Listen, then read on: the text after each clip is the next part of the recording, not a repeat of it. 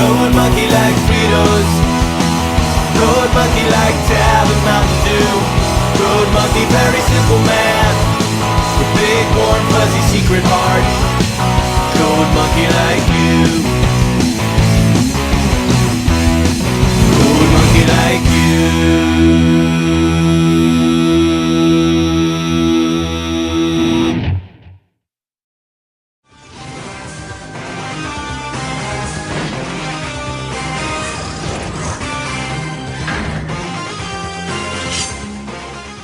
Hey guys, what's up? It's me, the Media Raptor, and welcome back to the Media Raptor Reviews, and more importantly, Marvel May 3. So, you guys remember how with the last episode I kind of commented that Mutant Mayhem was the title, but there were going to be like one or two exceptions? This is one of those two exceptions. I have one other for sure, and I'm not sure about the other one yet. But today I'm going to review the all-new Marvel film Guardians of the Galaxy Volume 2. That title is still awesome.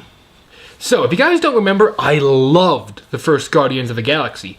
I thought it was fun, charming, entertaining, a great story, great characters, and overall a fantastic movie.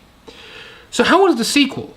Because they had teased a sequel for quite a while. They had said that the sequel was going to be... They said they were making a sequel before the first one was even done. And yet, it took them quite a while to get around to making it. So, with all that time, how did the sequel turn out? Well, it was kind of a disappointment. Yeah, I'm not joking. It was actually kind of disappointing. Now, granted, my reasons why are justified, and part of it may have to do with I got a little bit too overhyped for it. And it's not a bad movie. It is not a bad movie. It's kind of like Iron Man 3, though. It's a good movie.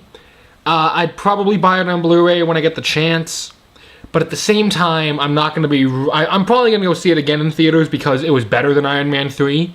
But it was that same kind of... It's really good, but it's not like Deadpool good. It's not Original Guardians good. It's not Avengers good. It's not Iron Man 2 good. It's not Captain America 2 good. Yeah, actually, that's a fair comparison. It's like the first Captain America movie. It's a good movie. Solid effects, solid story, solid acting, mostly, but in the end, it's not as good as what's to come. So let's talk about it. There is one big problem that kind of made this movie a little bit off for me, and it's the writing, for two big reasons. One, the comedy is not as good as the first movie. Now, I'm willing to let that slide. I'm holding it against the movie, but I'm not going to be here ranting about it because the first movie was kind of an underground success. Nobody saw it coming.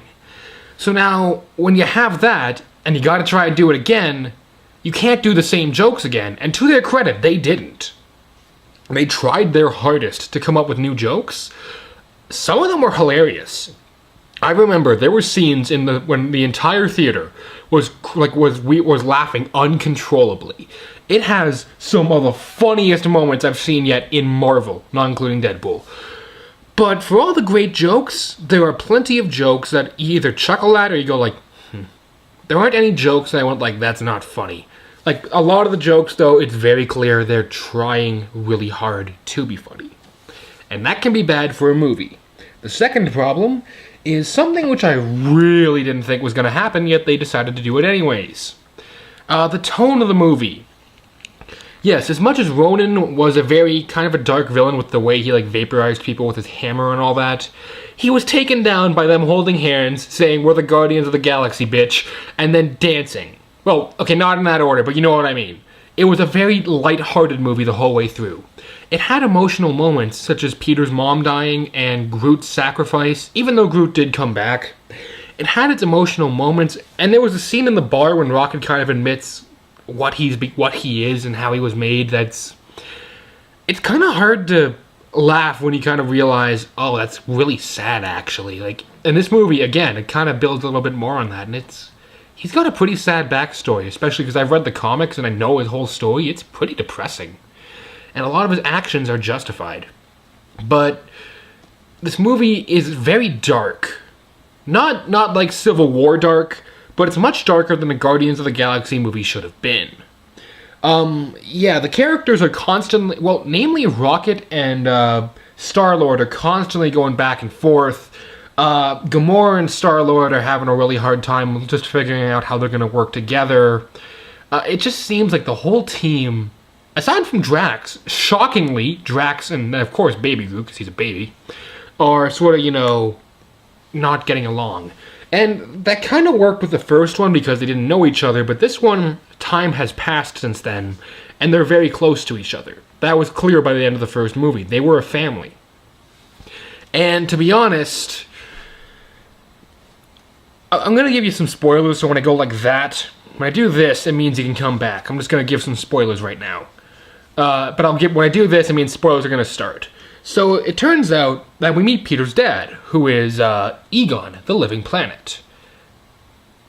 See, it turns out that he is actually the main bad guy, which I'm going to give massive props to the movie for, because they did not let the trailers hint that. They just made him seem like he was just a guy. But yes. So it turns out, yeah, he's the bad guy. Not only does he want to destroy all life across every planet so he can become essentially an eternal god, he's been killing his own kids because they couldn't contain a specific gene. He didn't really care for Quill's mom that much, and he gave her brain cancer. Because up yours is why. I talked about this when I was during Watch Dogs 2 Human Conditions on my gaming channel. Check it out. It's a great channel. I'm doing great videos there. But I have personally known someone very, very close to me who was affected by cancer. And having someone die of cancer in a movie is fine. Making jokes about it is a fast-track way to get me to hate you. And an even faster way, if you say it to my face, to get me to violently attack you. And having this character who spent 90% of the movie just trying to make amends with Quill for not being there, suddenly saying, yeah, I gave your mom cancer and I want to use you so we can kill everyone in the entire universe, that really was uncalled for. It was a plot twist. Yeah, it was a good plot twist. I didn't see it coming. But you know what? That is way too dark for what this movie should be, alright? This is the movie that had a dancing tree dancing to Michael Jackson. Oh, by the way, no, actually, I take it back. Spoilers are still going on. I want to rant for another minute. But you know what? You can't just have that kind of a violent mood shift without giving us more details to it. We barely know Egon. And unless he was supposed to be a straight-up villain, who the entire movie, if he showed up and attacked them and later said, I'm your dad, that would have been fine. But he spends a lot of the movie trying to build a relationship with Quill, only to end up using him. Now, the thing is, they should have hinted at that more, because the movie makes it look like he really does care for Quill. That's the problem.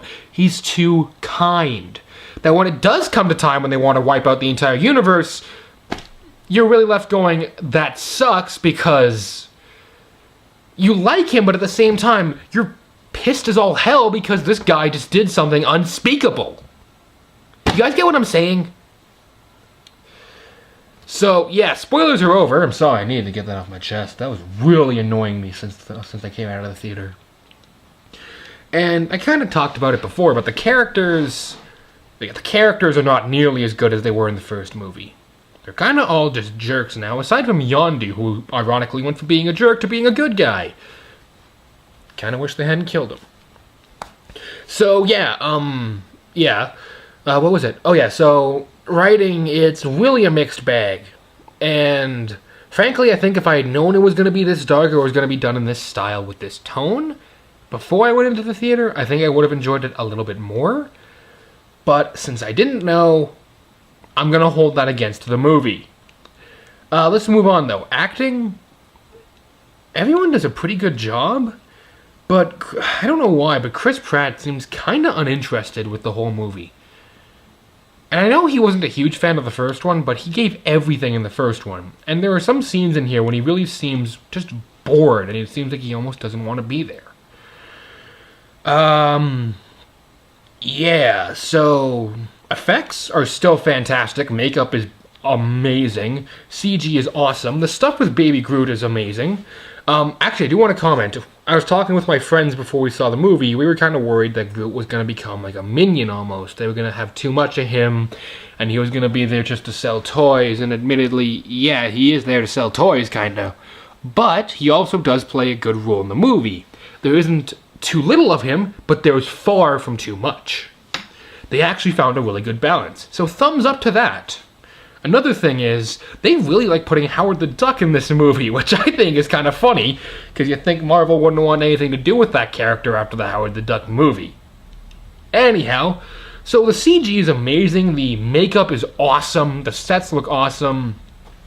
And the cool thing is, a lot of these characters, like all the Ravengers, all the Guardians, like all the aliens, most of them, like 98% of them, are all done with practical effects, which is truly amazing. Because nowadays we love to have everything CG, and I'm getting kind of tired of it because you don't need CG to make a good movie. If you have good practical effects, you can make an awesome movie. So yeah, makeup and special effects are awesome. Camera work is great. Music, far less memorable than the first movie. Much less memorable. Like, I don't see myself really going out and getting Awesome Mix Volume 2. Now, I'm not going to say I feel cheated, because I have the first one, but I also have this. Hang on. For those of you who happen to know a lot about Guardians of the Galaxy, you should know there actually has been a TV show going around on the Disney Channel recently, which is actually a pretty good show. Not only that, it has an awesome soundtrack. And this is the soundtrack. Cosmic Mix, Volume 1. So if you guys...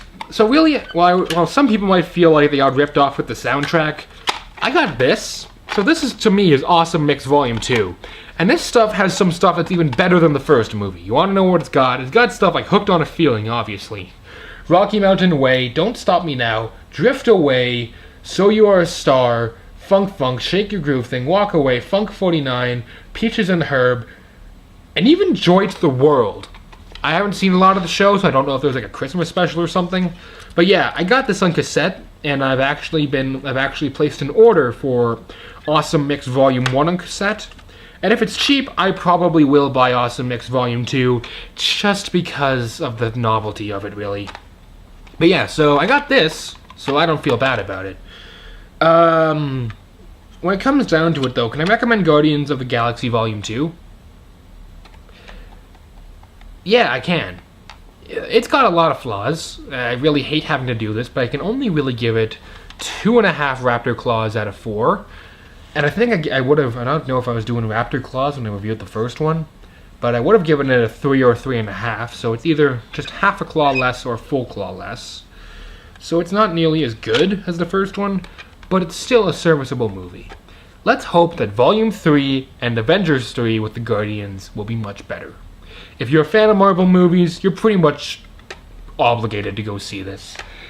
If you like action movies, go watch the first one. If you loved Guardians of the Galaxy, check it out. Maybe you'll like it more than I did. But as for me, it was a good movie, but it wasn't anything overly special. But yeah, until next time, you guys. Right now, I'm gonna go throw this in my cassette player. I'm gonna crank up some tunes. I'm probably gonna go play some Injustice because I'm super pumped for Injustice 2. Everyone's so mad that Sub-Zero's in the game. I love that. You know who we need, though? We need Spawn and Lobo. You hear me? Spawn and Lobo. And I'm going to go edit some more videos for my gameplay channel, once again. Yeah, so... Until then, next time, you guys, when Marvel May continues with the movie which you probably expected today would be the sequel to X-Men, this is the Media Raptor saying until next time, keep cool, and I will see all you dino dudes around. All you down dudes around. Later.